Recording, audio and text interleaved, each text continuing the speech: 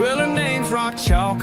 She's the talk of the town. We're the German Shepherd duo, always sniffing around. Smith and Wesson by her side, they ain't just for show. They're the muscle when she's hustling, solving crime on the go. She's got her boots in the dirt, she's cracking the case. A true crime queen with a smirk on her face. Loves her country rap bumping, got that twang in that beat. You mess around with her, you're in for a treat. Oh, F-A-F-O, better watch your step.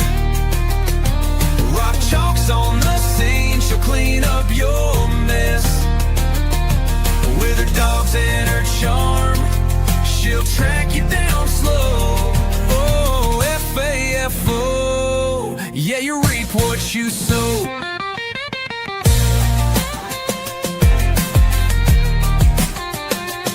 She's got a badge and a sassy attitude to boot. Kicks down doors like she's in hot pursuit. Smith and Wesson bark, don't you dare run. She's the queen of the scene, yeah, she gets it done. Country rap on the radio, she's cruising the street. From the city to the sticks, she's the one to meet. Her motto's real simple, don't try no bluff. Mess around all you want, but you'll find out quick enough. Whoa, F-A-F-O, better watch your step. Rock Chalk's on the scene, she'll clean up your mess. With her dogs and her charm, she'll track you down slow. Oh, F-A-F-O, yeah, you reap what you sow.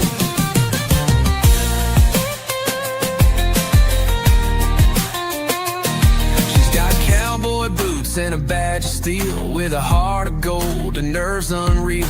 You thought you could hide, but she's always in the know. Now you're caught, son, F-A-F-O. So here's the Rock Chalk and her Shepherd crew. Smith and Wesson got her back and they're coming for you. Country rap in her veins, she's the queen of the scene. F-A-F-O is her motto, and she's living the dream. Rock Chalk out. Hey!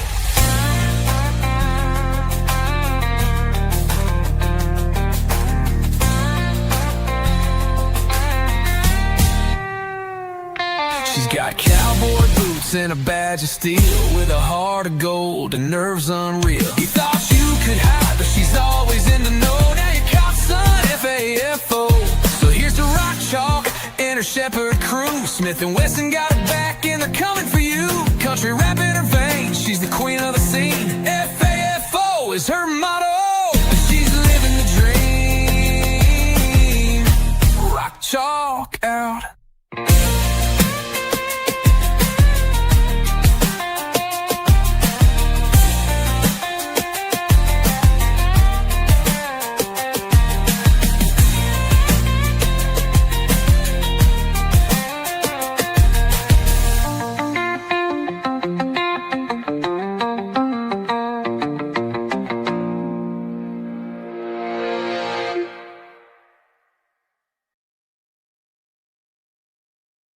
Hello?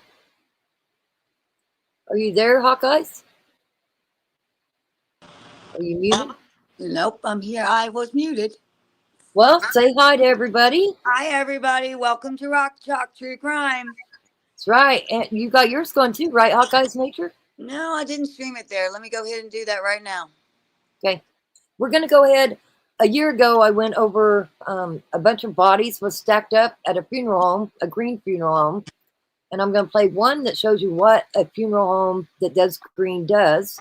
And then we're going to go catch up on what happened with that case. And then we'll talk about everything else. So while you're adding your link, because we're going to do everything around here. Anybody that's got a channel, you got a wrench, share your channel, and we'll help your channel grow. Rock, I'm going to go out and come back so I can. I'll watch for you. Absolutely. Okay. Okay. I'll be right back. Sounds great. All right, here we go. This is really sad. Sad that things happen like this. Oh, I got something going. Hold on.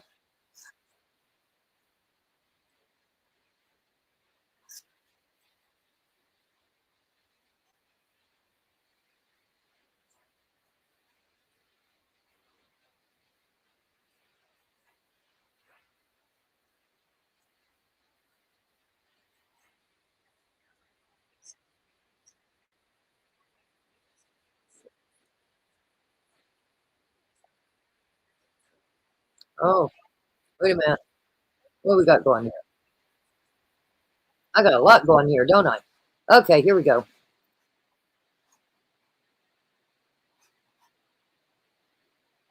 State in the country to allow body composting, and it's highlighting the growing interest in being environmentally friendly even after death. As part of our Eye on Earth series, Sean Chitness shows how body composting and water cremations are helping families heal from their losses and say goodbye. It just felt really right for me and for my son Graham. Graham Hebert died at the beginning of the year at Blue Heron Lake. The sudden loss of a loved one leaves little time for family to prepare. He transitioned in water. He loved water. It felt very gentle to me. So she chose a water cremation with the help of the natural funeral. The body is placed in a vessel like a bathtub. Warm water and natural chemicals are added as the body is slowly rocked. Cremated remains and a liquid go to the family. Most, if not all, is used by farms to grow flowers and crops, and in his case, Graham's memorial tree. The body is actually converted into something that is a gift when returned back to the earth. Sheila Luna had terminal cancer, so she and her husband talked about the right way to continue her lifelong dedication to the environment. Sheila would very much have wanted to give back to the earth, certainly, until the very end. And I feel like, yes, she absolutely got the chance to do that. Along with offering water cremation, the natural funeral is the first to offer body composting in Colorado. This is a biologically managed natural process that's going to take several months, and I can relate to that. These decisions require a lot of thought, and often families do not get that time they want. So they advise having this conversation now, before it's too late. I got to help with her plan out what this was going to be, right? So with her, I got to write that last chapter. Months after losing her son, Michelle Bourgeois has only begun her healing process. Remembering his words before his death bring her some peace about how he left this earth and the way she helped him get there. I'm lost and gone, but I am here now. Where are you? Have we crossed the same ground? Think of me and I'll think of you.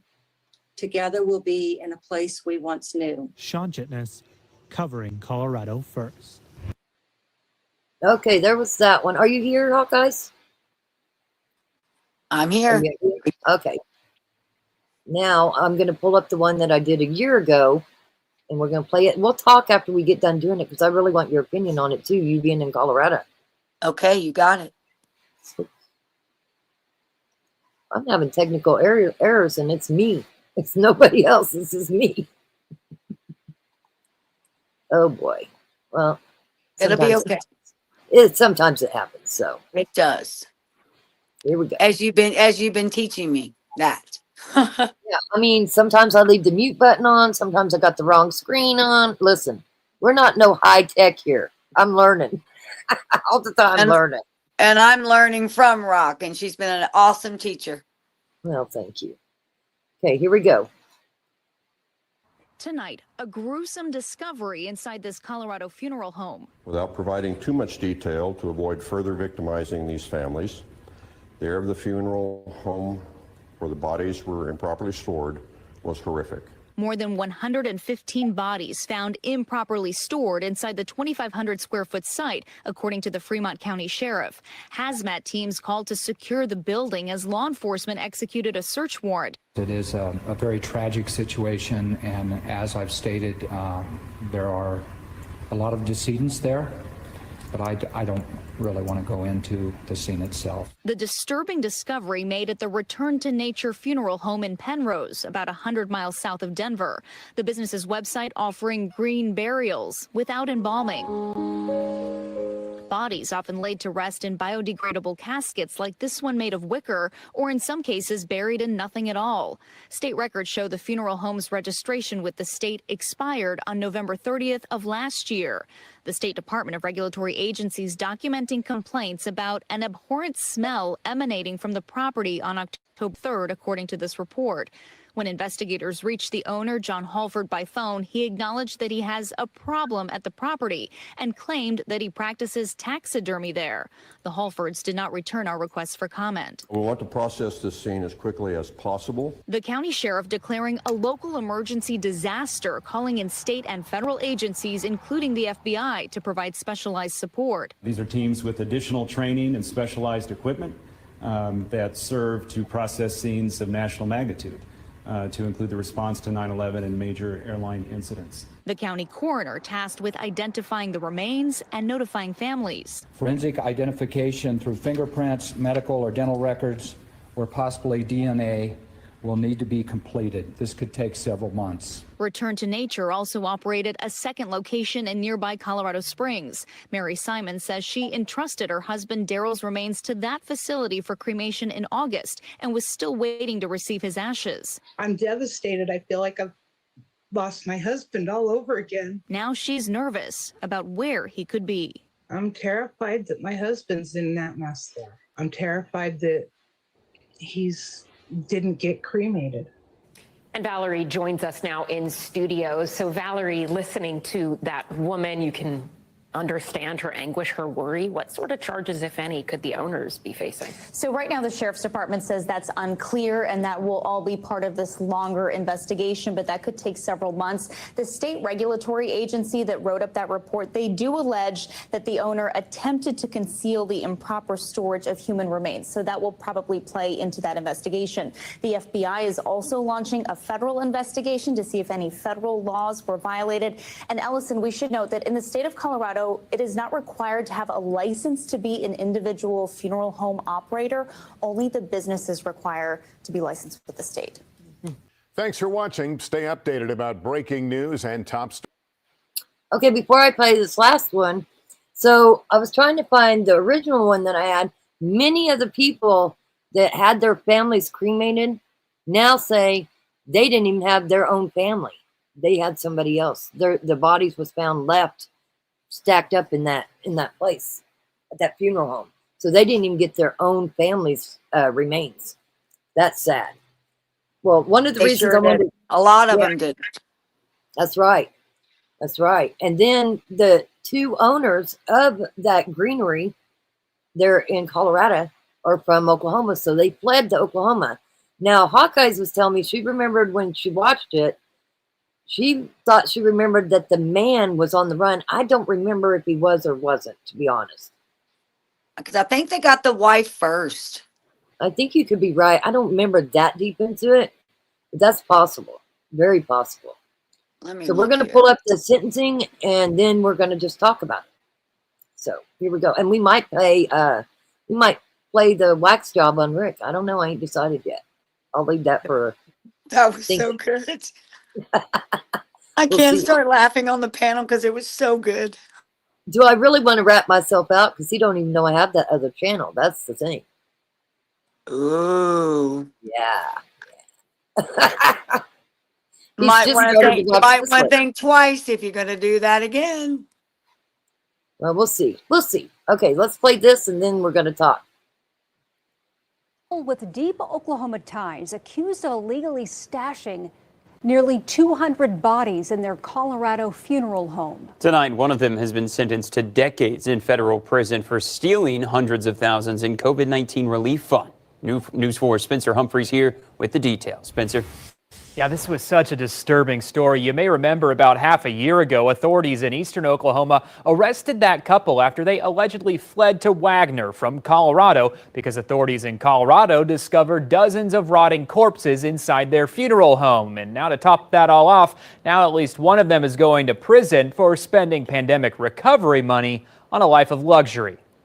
November 2023. FBI agents arrest John and Carrie Halford in their Wagner, Oklahoma home, days after investigators 650 miles away in Penrose, Colorado, found 191 decomposing human bodies stacked on top of each other inside the couple's Return to Nature funeral home. Those bodies belonged to people whose loved ones hired the funeral home to have them cremated. Instead, though, court documents say John Halford admitted he was using the funeral home to learn how to would do taxidermy. Colorado state authorities would go on to charge both Halfords each with 191 counts of abusing a corpse. These two people repeatedly made decisions that they knew would violate and desecrate the bodies that they did this to. The couple's Oklahoma roots run deep. John Halford's Tulsa landlord sued him in 2009. And in 2006, while running for city council in Muskogee, he pleaded guilty to pointing a deadly weapon while staging a fake robbery on a children's slumber party. Meanwhile, back in Colorado, as the corpses stacked up, investigators say the Halfords were defrauding the federal pandemic recovery system, allegedly spending nearly $1 million in COVID relief funds on cryptocurrency, fancy cars, and jewelry from places like Tiffany and Gucci. For that, the feds tacked on a slew of theft, forgery, and money laundering charges. John Halford pleaded guilty, and on Friday, a federal judge sentenced him to 20 years in prison. In court, Halford said he's deeply sorry and that he got out of control. His wife, Carrie, initially also pleaded guilty to the fraud charges, but later withdrew that plea, so her case will go to trial in federal court later this year. And as for the 191 abuse of corpse charges the couple is facing in Colorado State Court, John and Carrie Halford both pleaded guilty to all of those charges last year. John is set to be sentenced in August. No word yet on Carrie. All right. Sad. These people thought that their loved ones, for one, was getting cremated and they got their ashes, and they don't even know if they've got the right person's ashes. There was so many stacked up. The video I did a year ago, I must have erased it, but people in that area said it smelled really bad and they were walking around outside, and just imagine all them bodies stacked up. They got to smell for sure. Are you there, Hawkeyes? I'm here. I just mute while you talking. The benefit of stacking the bodies was so they could get more inside that greenery. They wasn't doing anything with them. No, they didn't do. They when they found them, it was a horrific sighting for people to, especially law enforcement, to walk in on. Right, and then they had to go and find the IDs of everybody they found stacked up. And so when they started getting a hold of the relatives, that's when they realized they didn't even have the right family members. No, they had didn't. other people's ashes because the bodies were still stacked up. That's just horrible. And I think, did they not do all cremation? No, it wasn't all cremation. They do a lot of it. What they were telling the families, though. Yeah, they said that because of COVID, that it hit too hard, and that instead of just letting them, you heard what they do when they put it. Right. I don't even know exactly how they do it, but you know how they do the bodies. They don't Even cremate if they embalm them, you have a certain amount of time to still bury them. And they didn't do any of that. They did not embalm them. They just stacked them like meat. That's the best way I could say it. And They it was stacked them like horrible. meat. It was a horrible thing when it hit the news here. Yeah, I remember covering it. But I can't find the one where the guy, it might have been another YouTube guy, and he might have took it down. But he was walking around outside and talking about the smell, talking to neighbors. Like, it was crazy. I mean, look here. See if I There's find another that. one. There's another one. Let's see here. I'm trying to find the one from where the guy was walking around outside, because that was really good too. Allowed in federal court, so we can't show you the tears victims had describing what happened to their parents and even kids.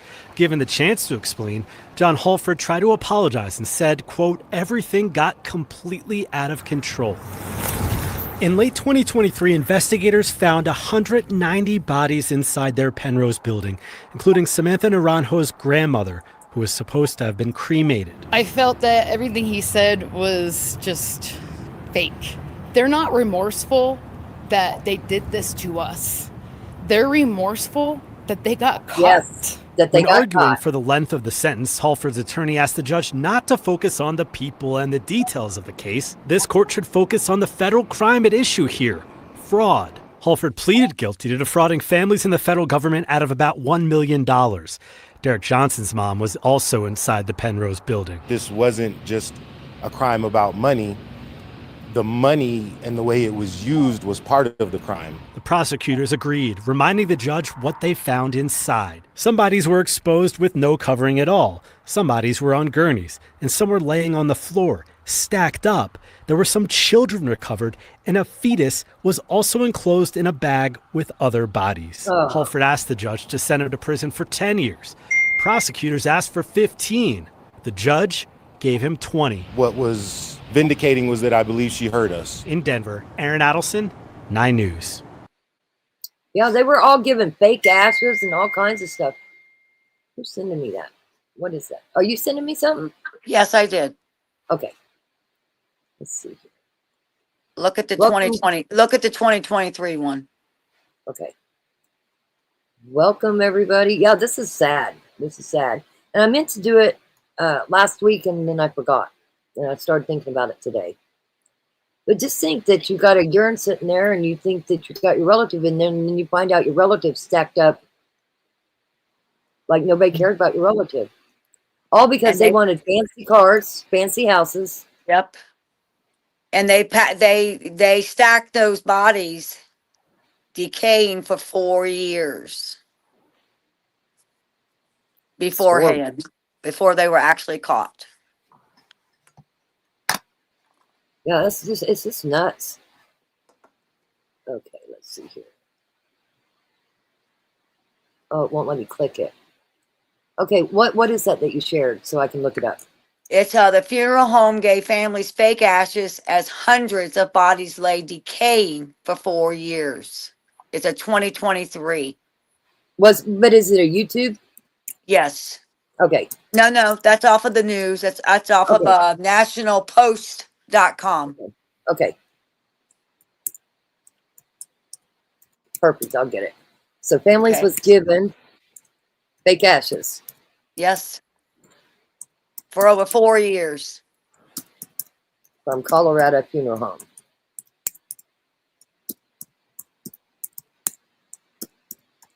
This is a sad, just think it could have happened to any of us. So many people were passing away during COVID too.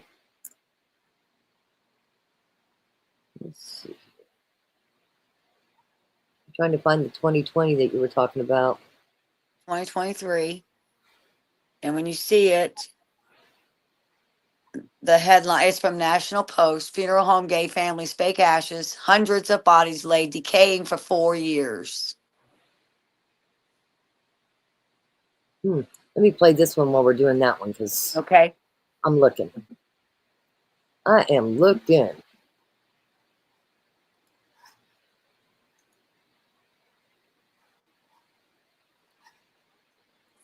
It's a lot of people too that they did it to. A lot.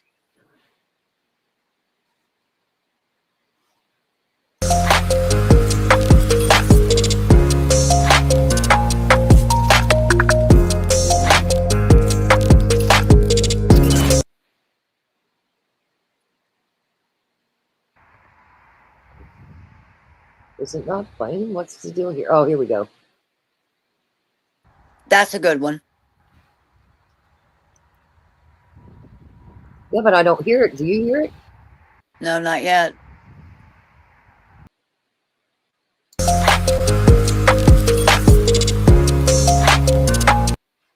Okay, I got one more that I'll show. This is just horrible.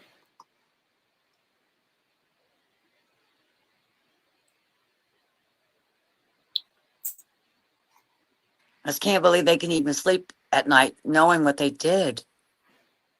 Oh, I agree. I agree. Well, I hope they sleep really bad in prison. Well, not only that, somebody, I think it was Jane that said in the chat, how did they stack up like that? Listen, during COVID, bodies stacked up everywhere. I mean, everywhere. COVID got people so far behind, but these people decided they was going to make money off of it.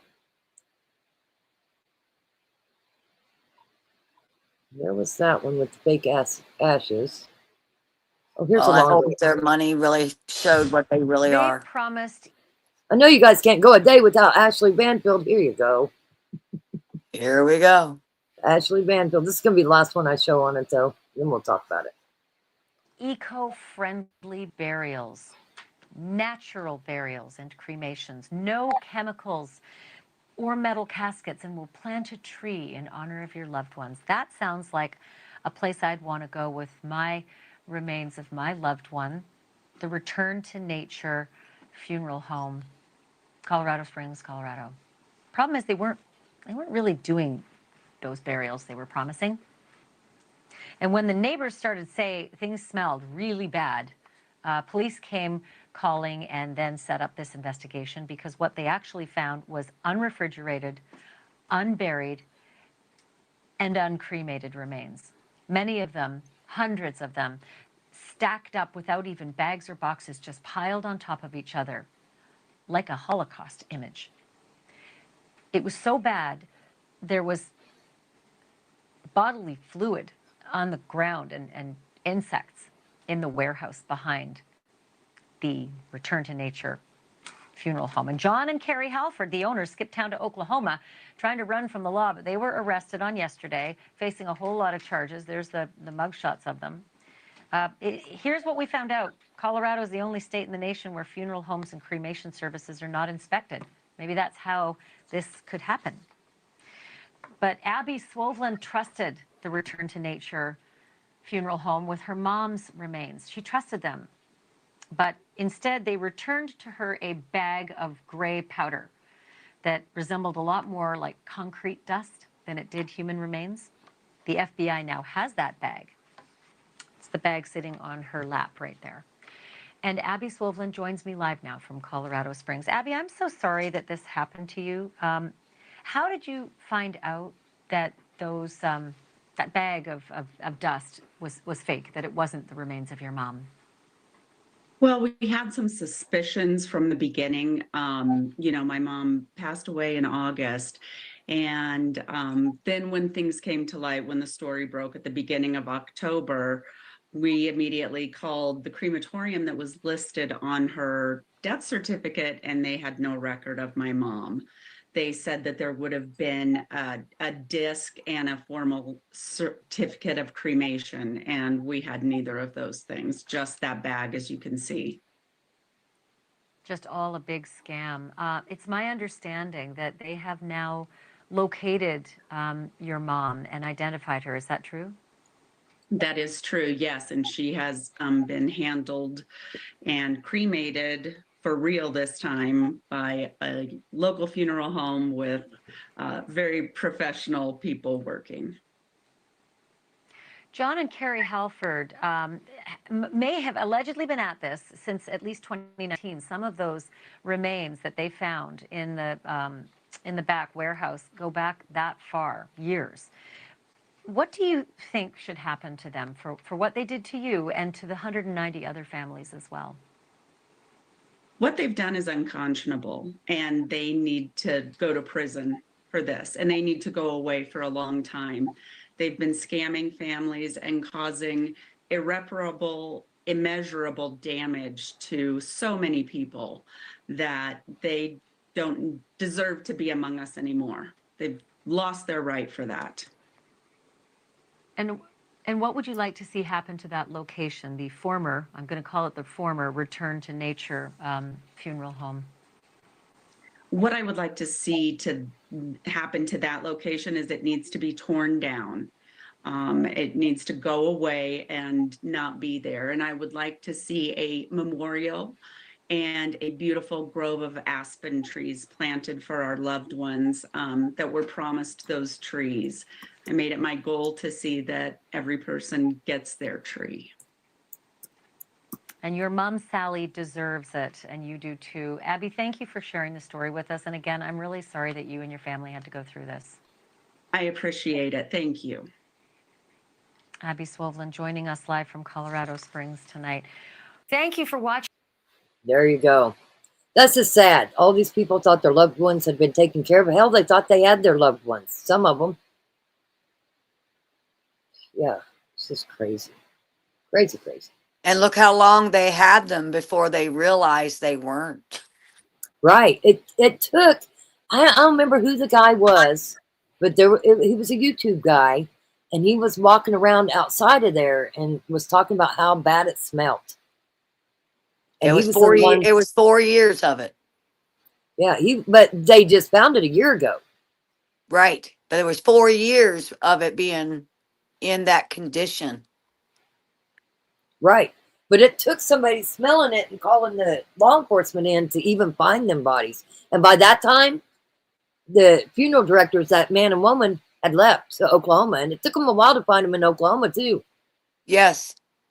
Yes. See something? Say something. So glad he did.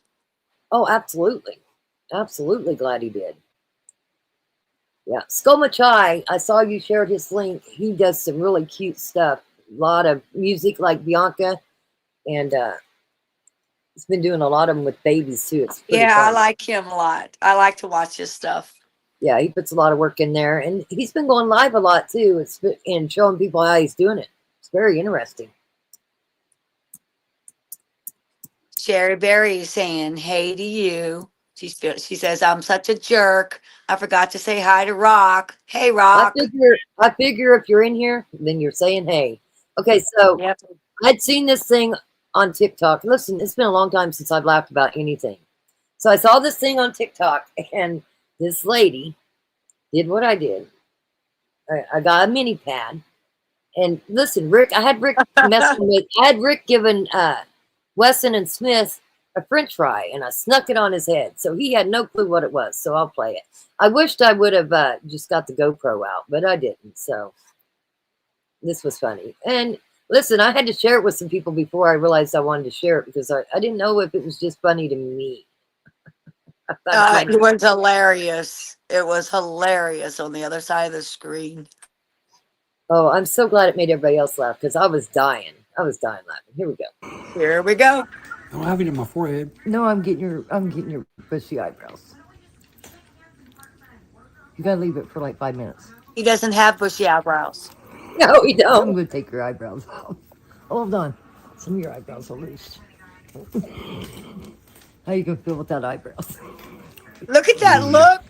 I'm gonna take your eyebrows off. Why? Because they're bushy. He throws Chris under the bus, too. not Christopher, he bushy throws you under the bus. Sure does. Christopher wouldn't let me do it to him, so you're the guinea pig. Hope you don't have any big plans this week. What would you do? Drive the great band to do it to him? Yeah, if I knew where he lived.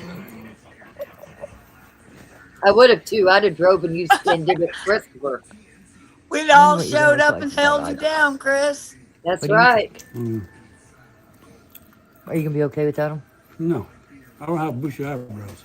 Well, you're not gonna have any eyebrows. Well, I don't know why you would do that. What? I don't know why you would do that. Because I've been waiting. I've been waiting to try it. I couldn't wait no longer. You did it yourself. No way. I like my eyebrows.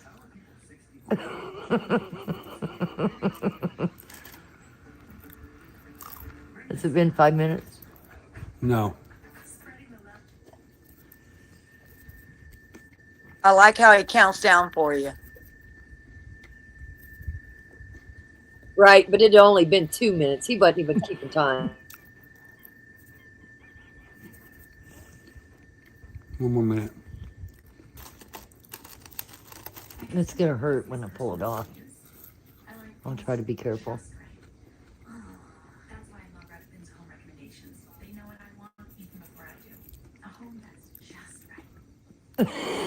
Why you keep touching it? It's not wicked. She's just sneaky. Because it feels like it's going to come off.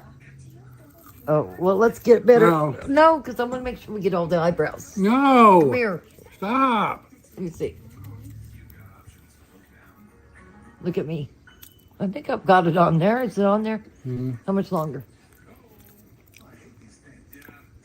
About 30 seconds. You think? Here, let's just try it. No.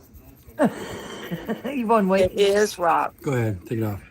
You ready? Yeah. Okay, y'all ready? Let me see. Oh my gosh. Okay. Well, I'll get used to it. What's wrong with you? Is the wax gone? Huh? Yeah. What the hell's wrong with you? What's wrong with you? You did my arm or something? Oh, it's got to be the eyebrows. Why? Well, I don't know. It's probably a bad decision now. I kind of regret that decision. Yeah. Sad thing is they might not grow back. Well, that's what you get. After you hit a certain age, they won't go back. Yeah, that's what you get.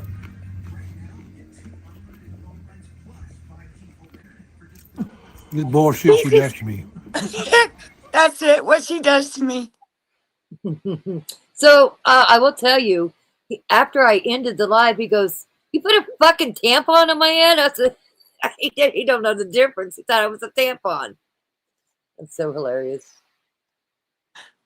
What about him running to the mirror? Oh yeah. So I went downstairs to get my sheets and came back up, and he was in the bathroom checking to see if he still had eyebrows. Oh my god. And we were laughing this hard behind the screen. Oh man, I had to mute myself even when I was playing it there because listen, ever since this Kohlberger thing, I'll be honest with you, I've not really been going to channels either. I'm just at the point where I feel like he said he did it and I have to accept it, and I'm just not going to waste my time trying to figure it out no more. I just can't. It's too much. Leave that to the other 9 million. Yeah, there's plenty of people going over it. Listen, I don't even go in the channels and watch it. You know, I used to watch Jay Embry every day. I don't even do that. I do go into Outcast for a little while. I have a couple times, but I don't know. It's for my own sanity. I'm just kind of letting it go. Well, that day was pretty bad, and we did that one live, and we ended up. Remember, that's how we learned to stream to each other's channels that night to get our focus off of the Kohlberger. Yes, for sure. And listen, I know it's a lot on everybody. Absolutely a lot on anybody that was following the Idaho 4. It's a lot on you. I get it. I just can't mentally keep doing it. I think it's real. I think he pleaded, and I don't know where to go from here. Jane says, "I love Rick for being calm in the face of period pads." I know.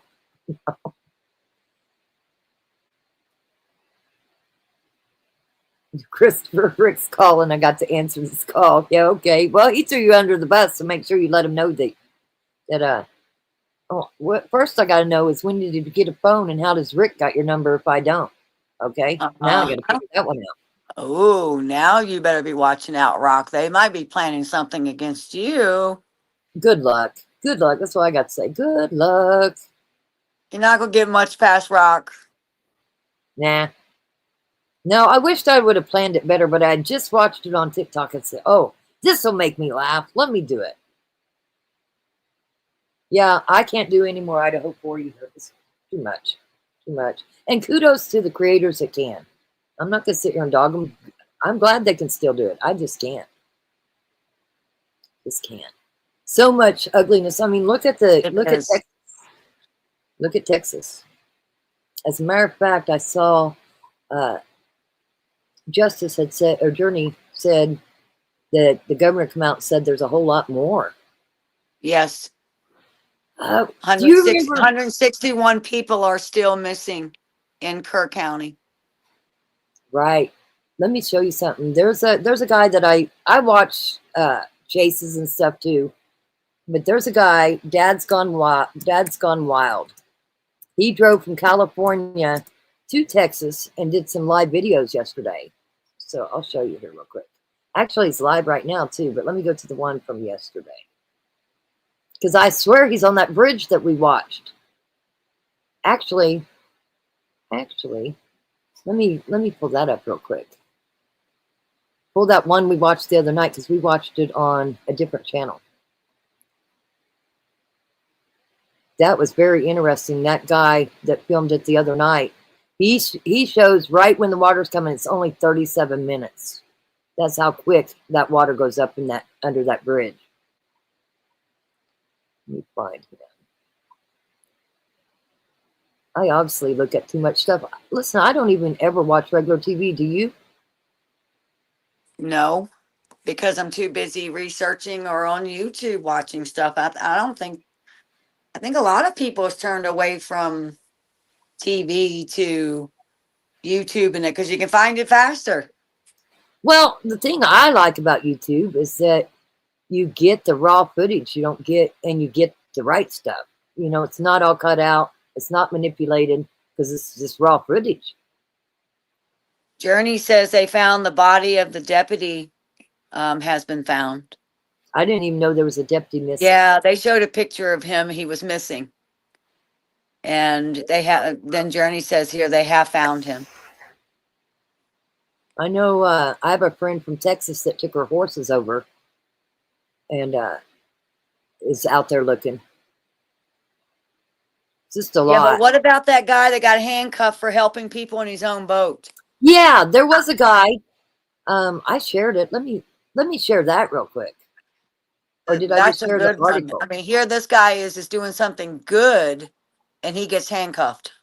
Yeah, you can go to my YouTube because I think I posted it on my posts. I try to share things and not always go live.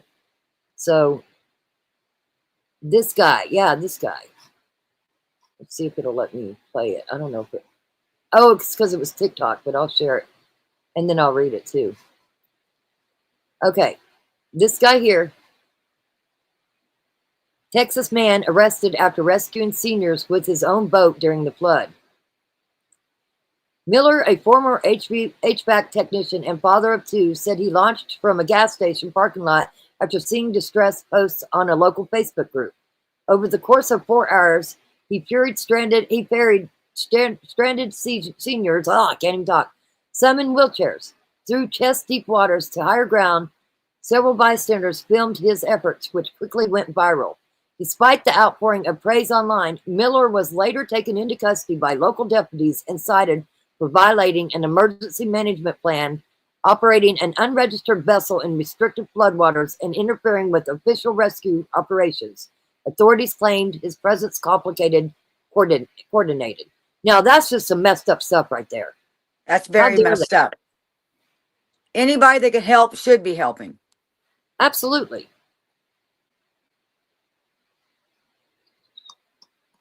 Yeah.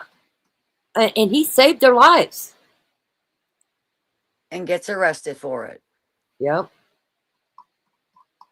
I hope all those same people stand up for him. I hope so too. I actually told this guy, Dad's Gone Wild, because he's there. I actually told him to go check it out. I wanted to see an update on it, on this guy. Because I want to see if he actually gets charged. That'd be good. Because why would they charge him? You know how many people went from all over the world to go and help there? Oh, now they're saying you have to go through a protocol to be accepted to come out of the area to help. Yeah, but he did it while the waters were rising. Like, there was no time to get help. LE wasn't even there. Right. But I'm saying all these people that are trying to send stuff, do stuff, and then they put restrictions on if you can come and hand out water. Well, you know why they do that? Because they don't want, as sad as it is, because listen, people make mistakes, but they don't want felons in that area. And well, that makes sense too. They don't want any looting going on. So usually, also when you go to help, like look for a missing person, same thing. They usually are checking your IDs and making sure you're not a felon. And yeah, that makes sense. It wasn't official, but I mean, look at all these other people. I mean, they jumped in the water to save people. This guy actually had a boat and went down the road to pick up people. Like, it's crazy. But if you watch this guy, this is another guy, and you'll see this this river. It's usually less than a half a foot where he's at, and you'll see it coming.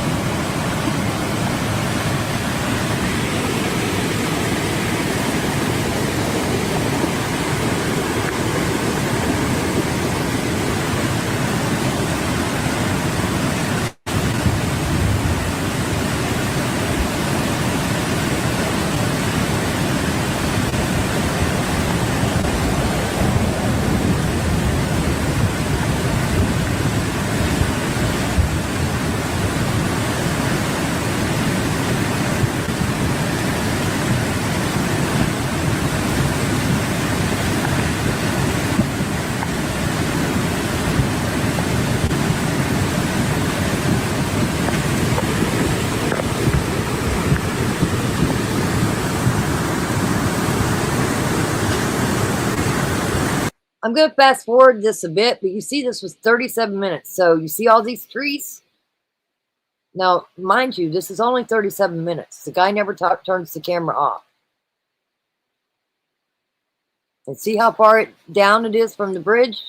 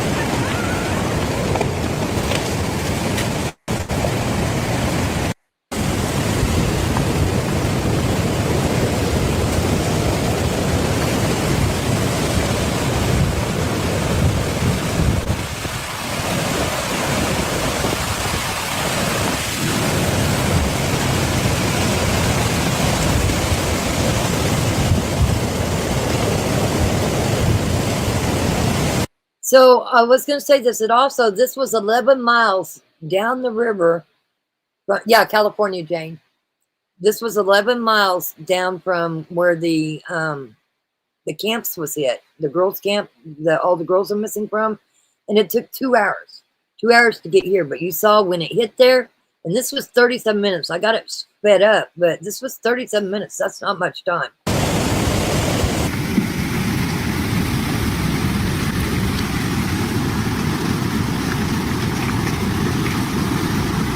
It's buckling the trees under.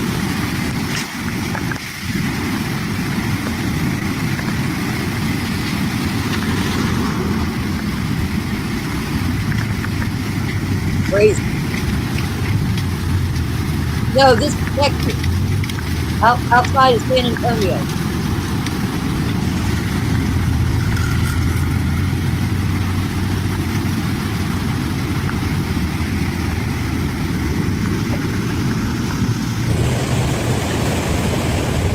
This YouTuber shot this video. He filmed it. He's standing on that bridge.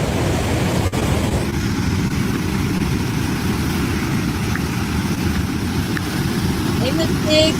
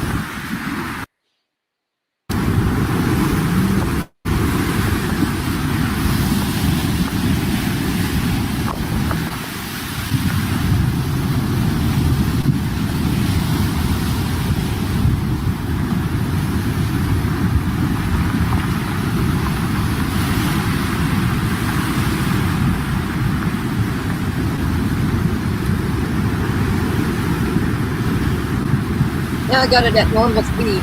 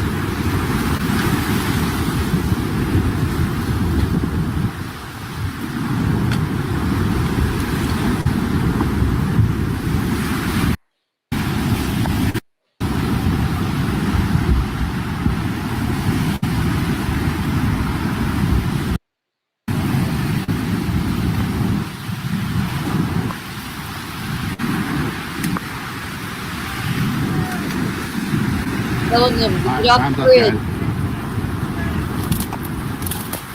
I'm surprised that so many was there. I know. But he was there when it just first started coming down that river.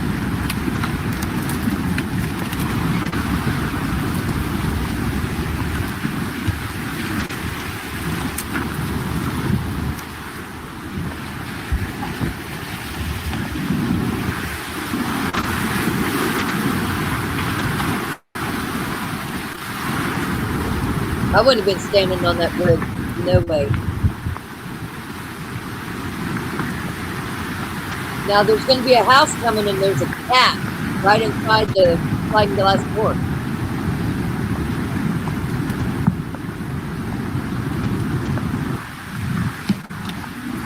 No way would I stayed on that bridge. Yeah, doesn't it take that bridge pretty soon there, Rock? No, it don't take the bridge. But it could.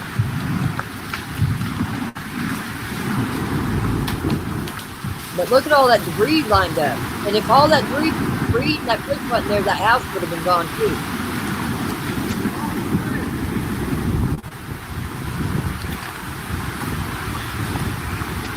Several coolers. The other night while I was playing this video, everybody was saying what they saw in the river. Lots of coolers.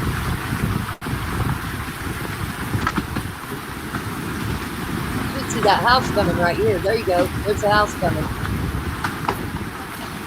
What time is that? You see how quick that house gets there. Okay, 35 minutes. Get off the bridge. Here comes that house. Pretty soon.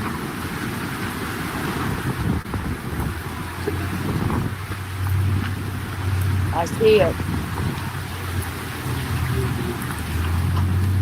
And you'll see inside that sliding glass door, you'll see the blinds move. There's a cat in there.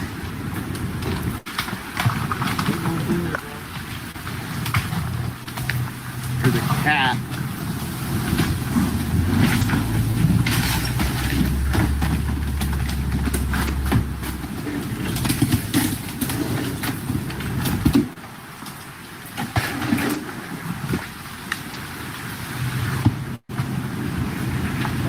Imagine that.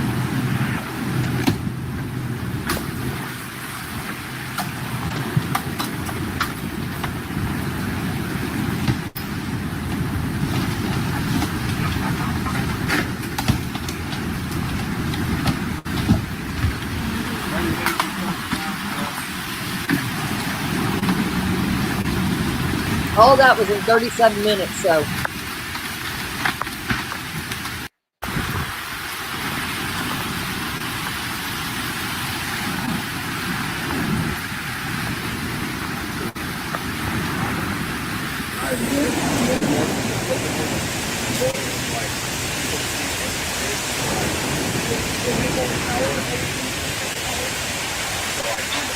I wasn't there.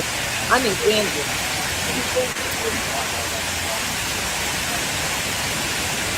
All right. I think that's all.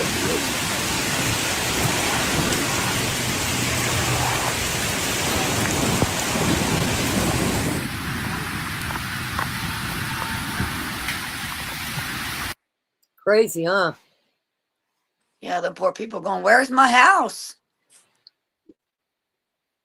Yeah, I found an update too, just so that everybody could get an update.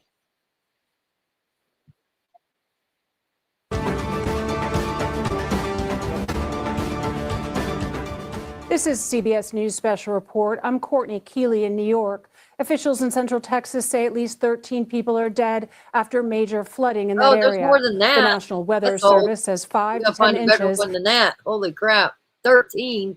No, there's 100 and something. I was trying to find you guys an update. They just had one.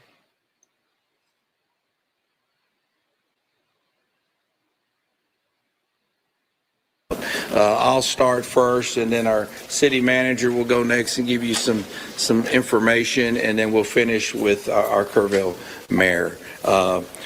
Okay, what I'm here to do, like I said, is give you all the most current updated information. Please bear in mind, these numbers will continue to change. As I'm walking in the door, I'm getting texts. It's going to be like yesterday. I think these numbers are going to continue to change and increase as time goes on. But like I said, we'll do a good job on keeping you updated. Search and rescue operations continue with a full response from local, state, and national first responders. At present, there's over 400 first responders for more than 20 agencies that are working in Kerr County. We have more than a dozen canine working in and near the river. More than 100 air, water, and ground vehicles are in the field right now working on this search and rescue. As of 9 a.m. this morning, we've recorded 59 deceased in Kerr County. Among those who are deceased, we have 38 adults and 21 children. 18 adults pending identification and 4 children are also pending identification. At present, there are 11 Camp Mystic campers unaccounted for, along with 1 counselor. We extend our sincerest condolences and prayers for every single family affected by this tragedy. And we continue to work around the clock and reunite these families. We will continue to our search efforts until everybody is found. Our missing person call center is open, and those reporting missing loved ones can call the number 830-258-1111. I'll repeat one more time, 830-258-1111. Please follow the Kerr County Sheriff's Office and City of Kerrville Facebook for your latest information. At this time, I'll turn it over to our City Manager, Dalton Rice. Thank you, Sheriff. Thank you all for being here today. Everyone in the community is hurting, and we know many of you are locals or have some local connections here. So please keep everybody in your thoughts as we continue to navigate this very challenging time for our community. Search operations continue. Starting about 0600 this morning, we started putting boots on the ground. We have increased our number of personnel that are navigating the really challenging shores along the bank line, but we are continuing to make progress from west to east as we continue operations. What we really need from y'all is to really help us get the word out. We know that people want to volunteer, but what we're starting to see is personal drones that are flying. With these personal drones that are flying, that is a danger to aircraft, which risks then further operations. So if you could, please pass the communication along that we need to keep these personal drones out of the sky. We have drones and assets flying. We want to continue to do that. For volunteers and donations, we do have a phone number, 830-465-4794. We can give you that number after, but if you want to volunteer, if you have donations, please contact that number and they will help get everything out. We have families who need to be reunited, and we are continuously making effort to make sure that our families are reunited. We want to continue to work together with our community. We appreciate everybody here, and we want to make sure that we stay Kerr united. I'm going to let the mayor wants to say a few words, and then I will take a couple questions after the mayor. Again, thank you for being here. You know, I'm old enough to remember Fred Rogers, and he one time said, during a crisis, look for the helpers. You will always find people who are helping. In Kerrville, those helpers are the city staff, county personnel, state agencies, and federal agencies. The entire Kerrville City Council is on site today. We're doing everything we can. Let me repeat something I said yesterday. In our Emergency Operations Center, it's not a bunch of different teams. It's one team. Our goal is to rescue those in peril and find those who are lost. If you are interested in donating to help those families who've been affected, you can visit the Community Foundation of the Texas Hill Country. They've set up a portal for donations, and I understand our community, our state, and the world have been responding. Thank you.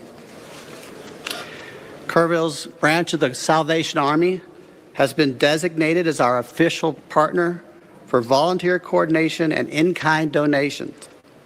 They can be reached at a number very similar to what you just heard, 830-465-4797. Also, we have a website for volunteers to register, a different website. It's tcr.communityos.org. It's important to follow the City of Kerrville's Facebook page for updates. If you follow social media and are interested in such things, I may be too old to tell you this, but there is a hashtag. It's hashtag KerrUnited. That's what we are. We're united to help those who are grieving and to find those who are lost. And now we'll open up to questions. I cannot answer operational questions, but I'm going to ask the city manager to come back up. I'm not sure who can answer this, but we just talked with business owners who are very concerned, not only for themselves, but also for employees, about how are they going to pay their mortgage, how are they going to pay their electricity. They've been having people reach out to them about their bills, and they're terrified that in the middle of all this, they're going to get cut off or evicted. We are working through everything right now. Currently our biggest focus is to making sure that we get families reunited with their loved ones. And so we are not going to stop until we are able to get those families reunited. Question for both you and Sheriff. There appears to be a massive operation now in Center Point. Is that where we're seeing bodies recovered at this moment? We are seeing bodies recovered all over, up and down. So as we make our way east to west, we have the entire pretty much span of operations. We broke it down into grids so we can recover those bodies. So yes, it is a full operation. None as of this morning, Lewis. Yeah. One more question. Yeah, well, one of the questions that still hasn't been answered 3 days into this is despite TEM's warning on July 2nd and July 3rd that something like this could have happened, that the threat existed, why that information didn't get down to the camps and why they weren't evacuated. Can you answer that now? That is a great question, but again, we want to make sure that we continue to focus. We still have 11 missing children that we want to get reunited with our families. Until we can get reunited with our families, we are not going to stop. We are not going to stop until we do. So, thank you.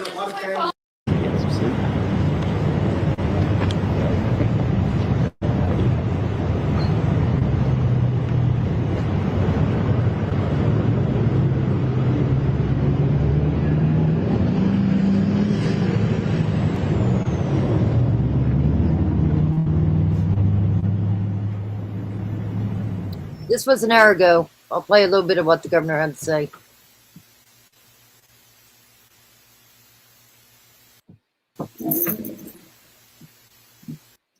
Right now, and we're gone forever. I first came to the store about 20 years ago, 21 years ago. Been to this store every year for many years.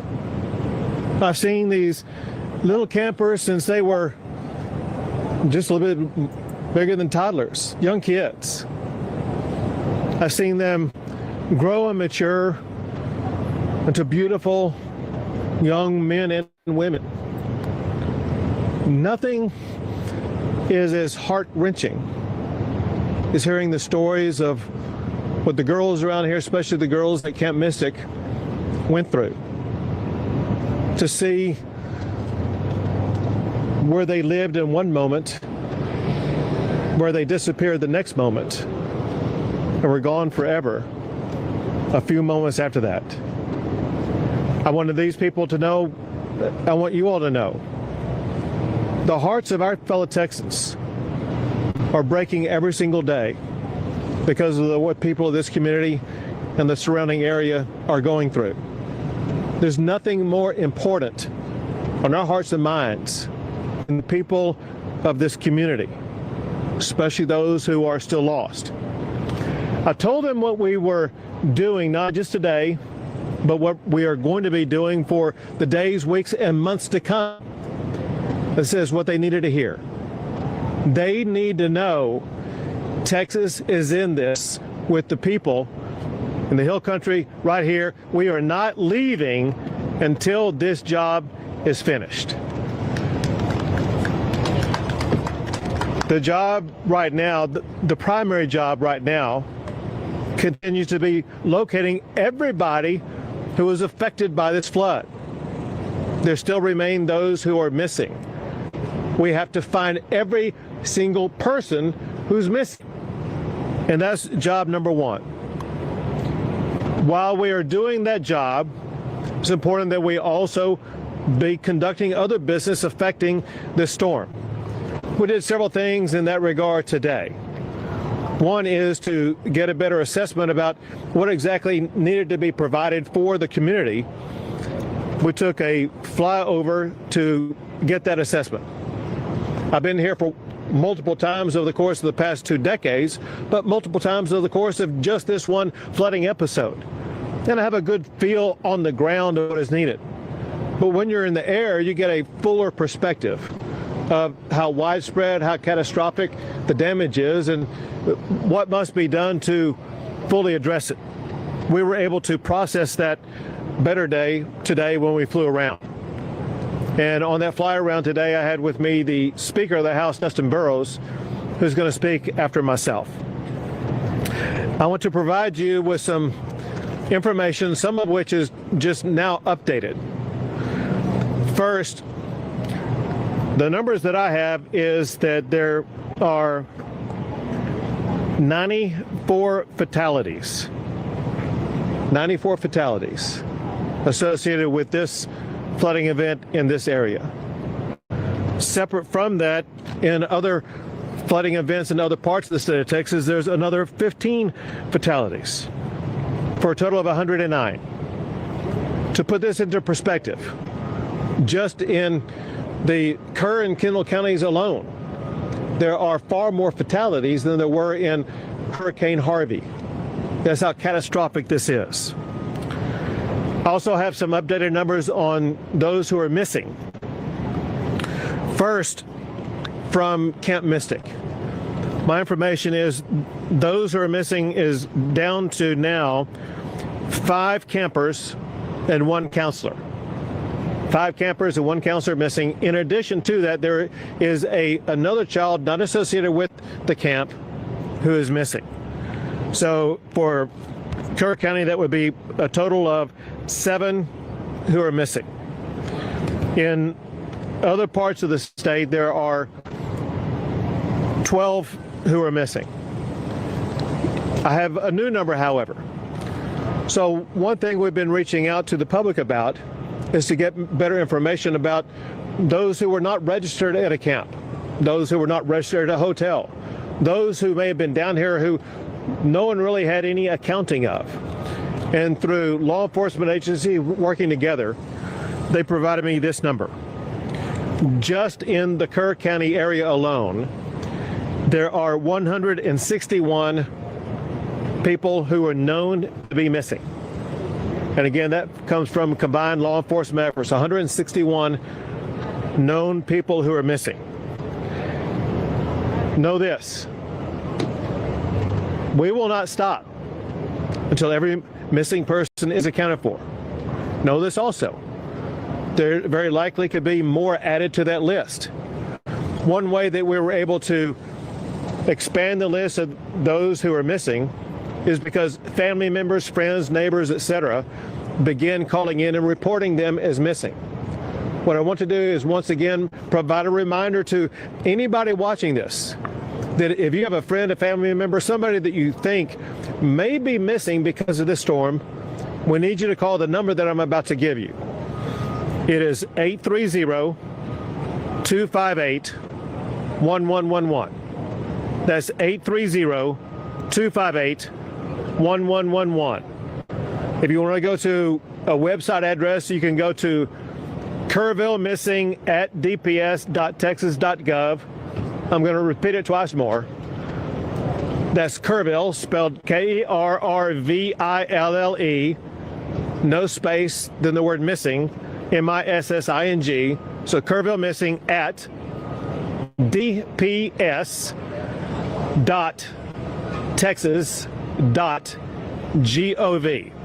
So either call that phone number, go to that website, and provide the name and the best identification you can and the last known location of anybody that you think is missing. Know this also. If you make a prank call or provide false information, that's a crime. Do not provide false information because you're hindering our ability to undertake this investigation, hindering our ability to actually rescue and find those who truly are missing. So you better be correct when you're calling in and let us know that there is somebody who is missing. Importantly, we know that so many families are going through grief that's beyond anyone's comprehension right now, beyond any of us being able to walk up to them and give them the magic words that will make them suddenly feel healed. We know that they need grief counselors.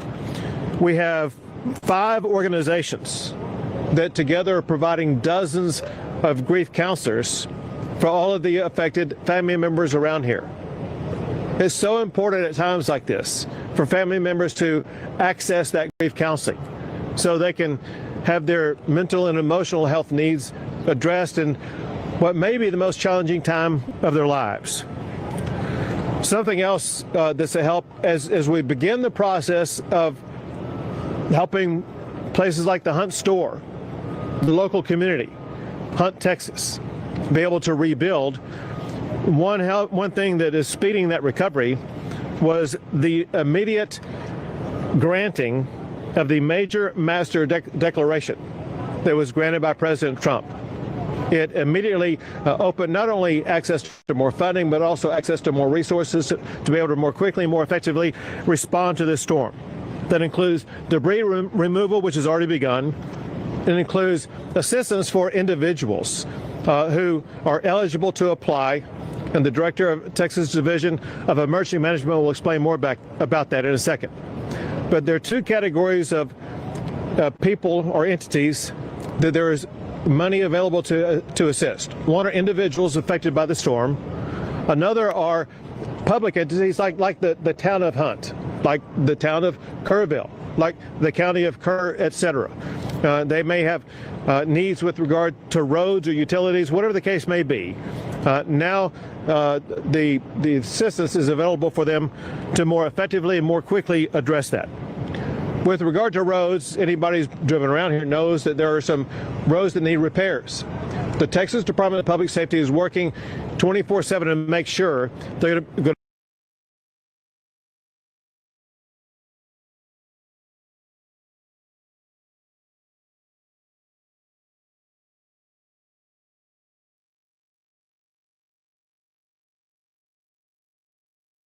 The Guadalupe River has claimed lives before. Nearly 40 years ago, a similar scenario playing out as a wall of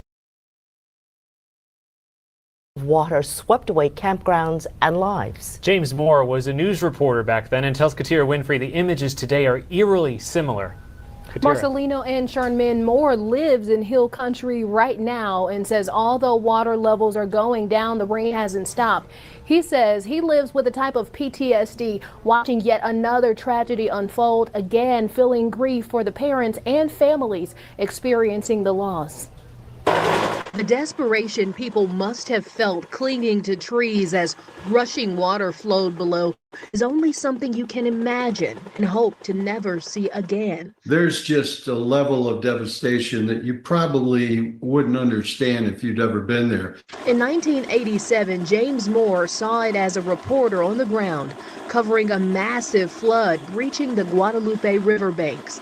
Camps were inundated with water. Many got out, but the last group included 10 youngsters killed when rushing water swept away their bus. What were the evacuation orders back in '87? It sounds like people kind of tried to get ahead of it, but they still kind of got caught in that wall of water. I think that it was slightly different because it was during the day. There was daylight, and they had gotten warnings. The one camp, the only way to get out of there was across the low water crossing. In July 1987, he remembers rescues turning into recoveries. My cameraman and I at that time, we discovered one of the bodies under a brush pile.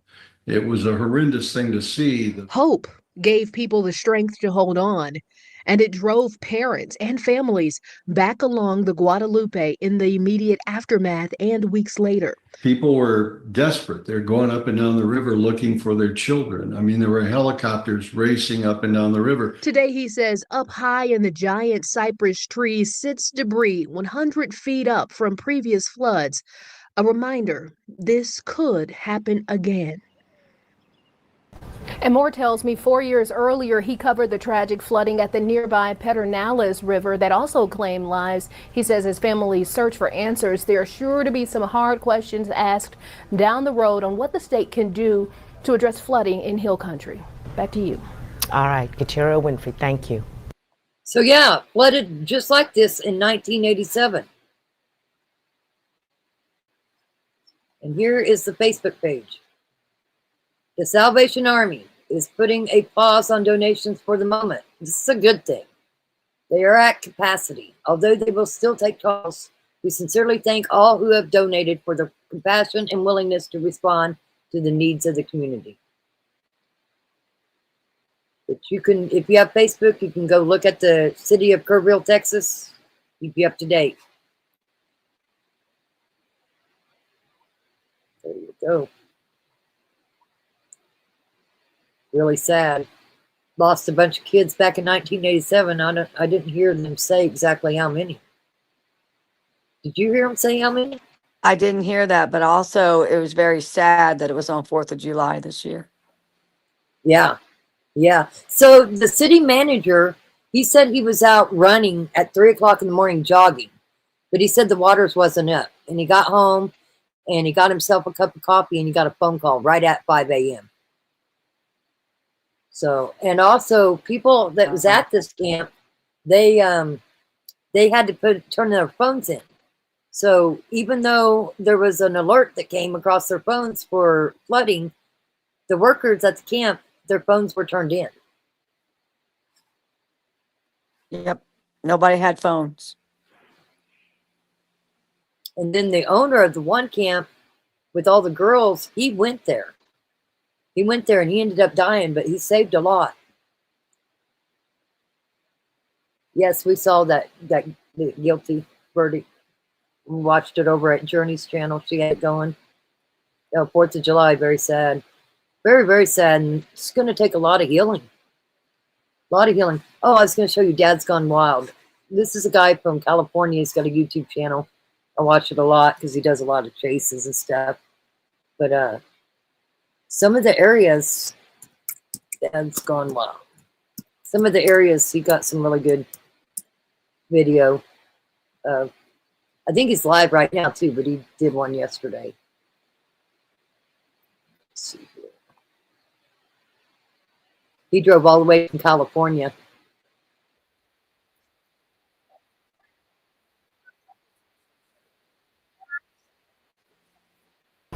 Has happened. Last day I heard was his volume kept cutting out yesterday. I was watching it. Oh wow, look at this.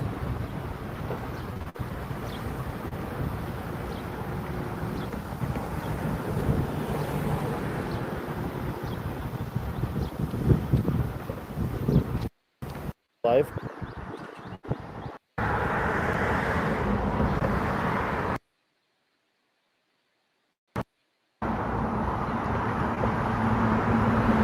He has Starlink, but when he's away from his truck, he can't get it.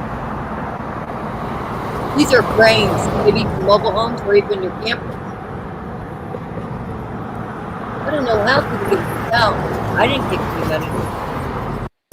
I wish I was here just showing a bunch of trees that fell over and maybe some abandoned buildings, not a recovery mission. Basically, what his job is, it's more like public works, but he's kind of in charge of that property. So I did get permission on that property. This is a sheet or a shirt, but this is hanging out of the trees in the middle of the swept away river part.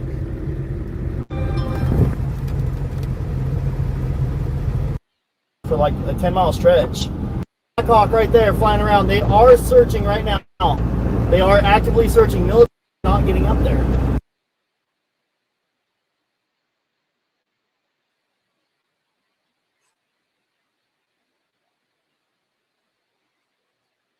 Like I said, I'm not $4.50.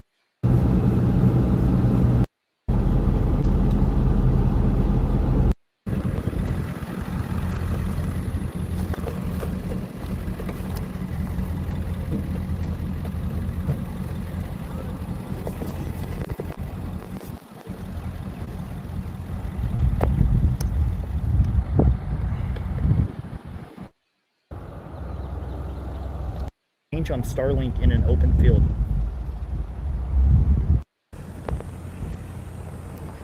Oh my.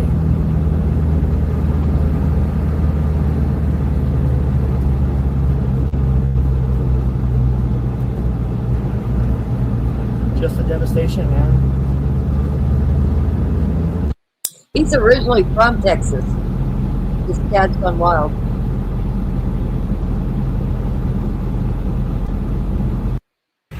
Like this, I'm not going to go too far over there because there's people trying to collect their stuff and go through their stuff.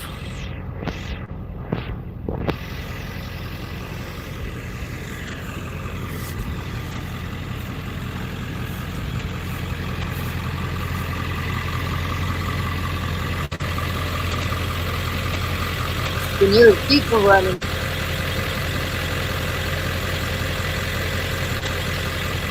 Wow. Yep, I'm getting muddy. My truck's getting muddy. That's okay.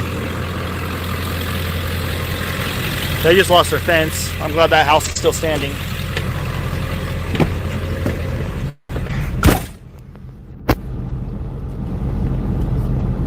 I don't see a water line.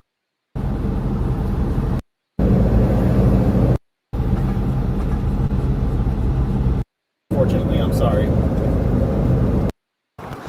Okay, now, time to hook up the big camera.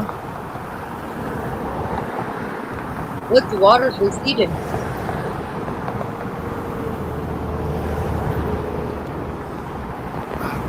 Boop. Sorry guys, I'm trying to hold the camera still.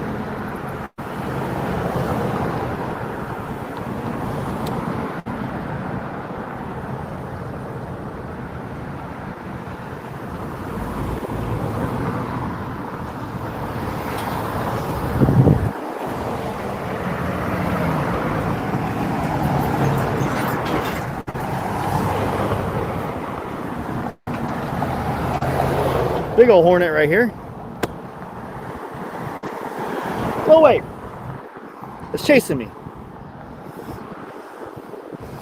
Let's see. Maybe the Wi-Fi will reach.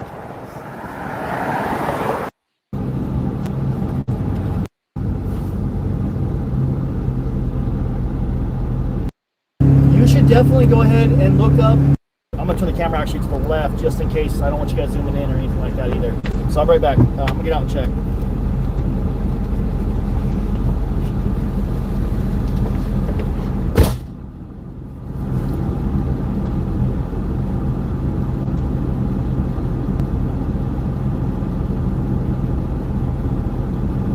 I'm trying not to cry.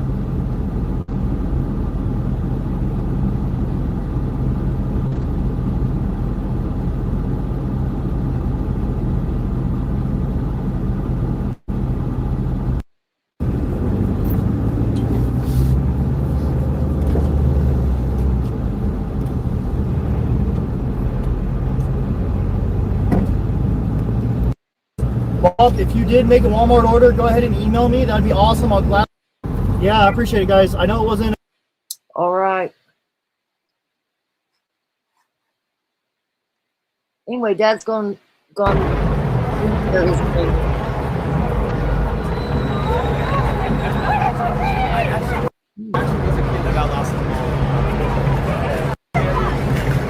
Oh.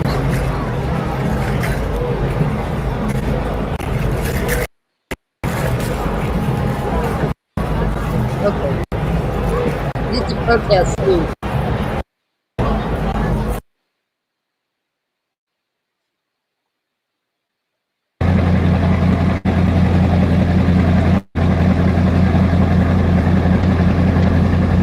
live now. Well, I wish I had better news, but we're out here in Corville, Texas, and this is the devastation. You can see right to my left, right here, homes have been the entire foundation.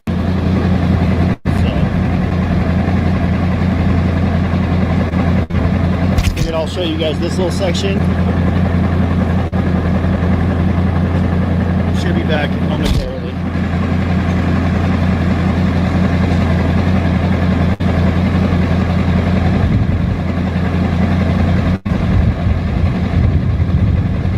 Hey, Rick.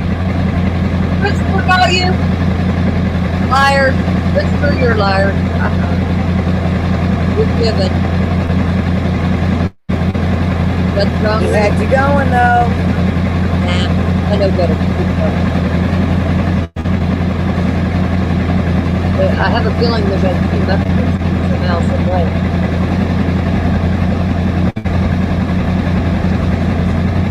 Let me see what he's covered today.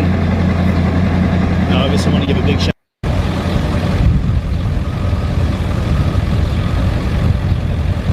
Wait, I'm going to have to pause for a minute. Now, if you guys are watching, I do apologize on that.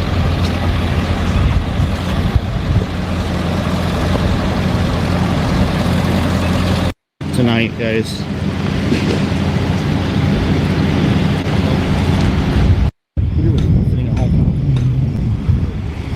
Fast forwarding.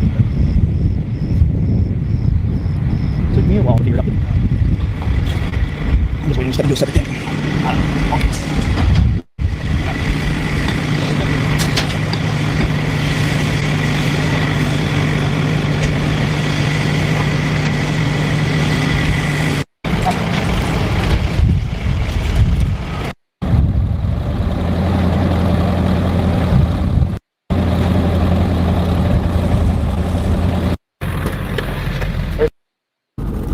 Got his dog with him. If you're gonna feed the evil homeless, I'm gone. John Broadway says if you're gonna feed the evil homeless, I'm gone. Okay, we're back on Facebook. Anyway, you can go look at him, and he goes live.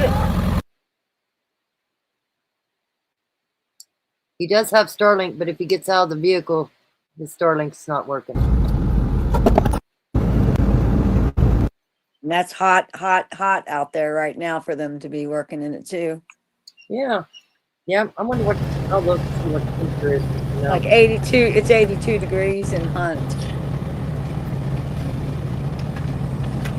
Well, not only that, you got to think of the humidity. That's even worse. It was a little there. lower. It's 88 there right now. Time to pray for Texas. Why are you watching my streams instead of getting off your ass and helping? If you guys donations, it just makes the personal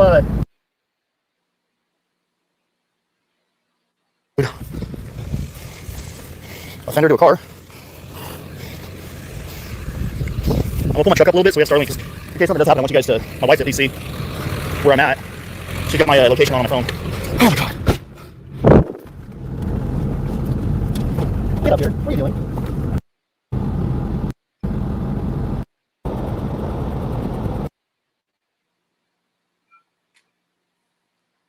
Caryville is you guys, 92. 20-hour long live streams out here. Let me and I know I have, 20,000 people. Do what? Caryville is 92. Oh, that's what I looked up was Caryville. It's in Caryville right now. It says 88 for me. Yeah, it's 92. It says for me.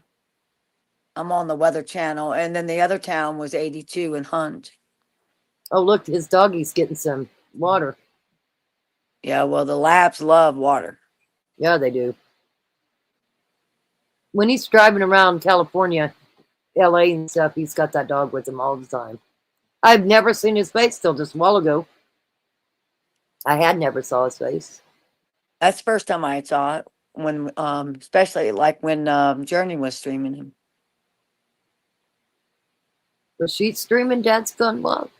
I thought she did that one. Or maybe it was just you. Anyway, I don't want to keep playing his live because he's actual live. Go like his channel. Yeah, So check it out. If you guys want to see it, he's live right now. There we go. Catch that back up with chat. Already truth checking. You bet your ass I am. Of course I am.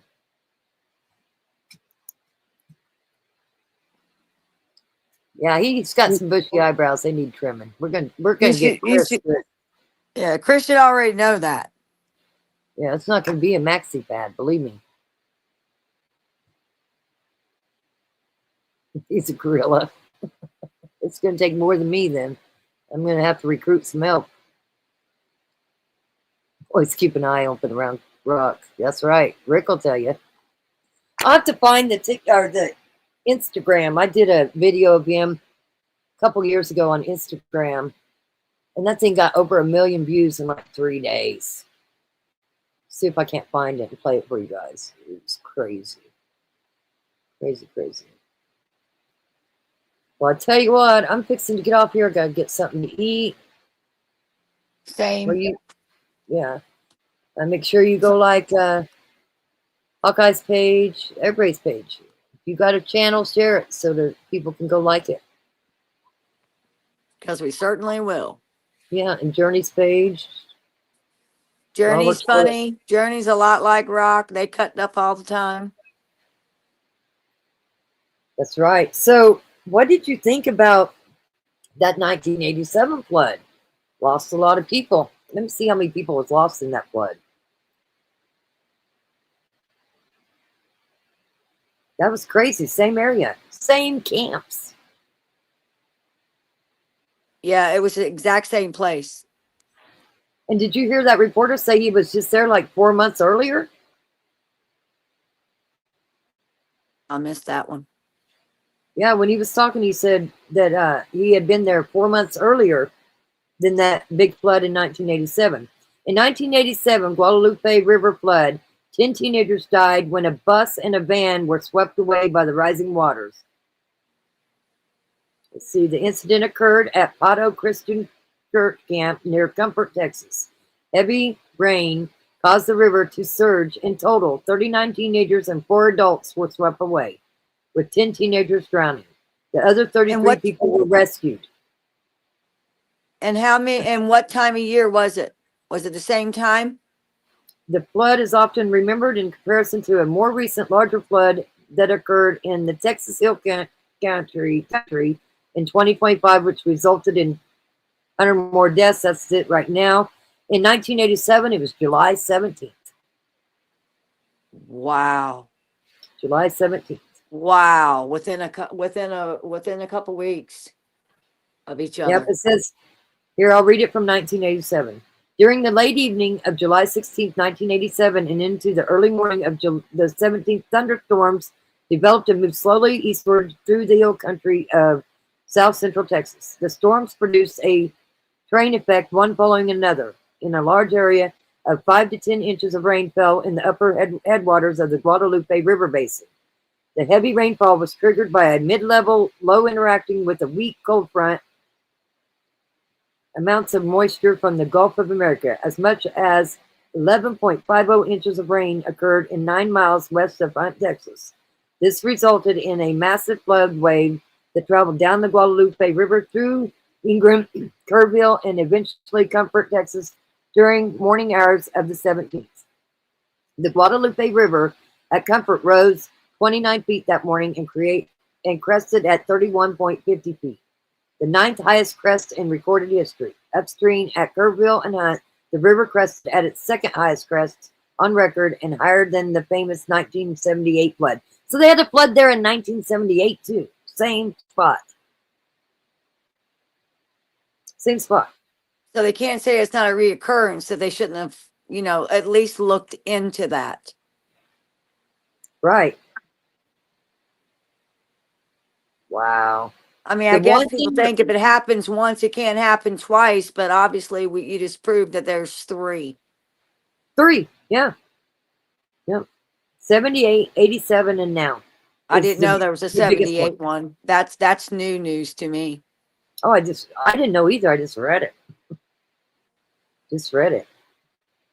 But there's a lot to Wow. see. I mean, one of the YouTubers went through and all the cars were piled up, and it's nuts.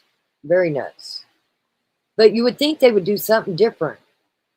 Because like you said, same time of year, just a couple weeks later. The difference is then is they only had 300 campers. And maybe because I heard some of the campers saying that their friends, they came home and their friends stayed for the second half. So they must have different levels at this camp, is what I would think. Yeah, I do know a girl that came home on Thursday instead of Friday at this last event. Christopher says slow learners at that camp. He's a hot mess. Well, alrighty. Well, thanks everybody for coming in and trying to go more. Yeah, and thanks for bringing me in with you and teaching me more and helping me get used to all of this. Rock, Yeah. she's an awesome teacher. If you got a channel and you need some help, she's the one to call. I don't mind helping. I will tell you if you want to go live later, whenever you want to do it, so I can show you how to share your screen. Okay. All right. Okay, well, we'll do that later on. Then Actually, maybe I'll send you a text or something. You want me to do that? Yeah, Or don't hang up call? yet. Don't hang up yet. Okay. Let's see if it leaves you here. Thanks, guys. Much love to everybody. Have a great night for sure. Here we go. Lockjaw family rising up like a storm. Oklahoma, Kansas roots been reborn. Texas fires burned under California skies.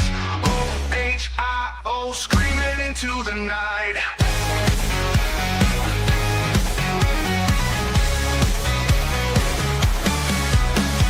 Smith and Wesson, locked, loaded, they gleam.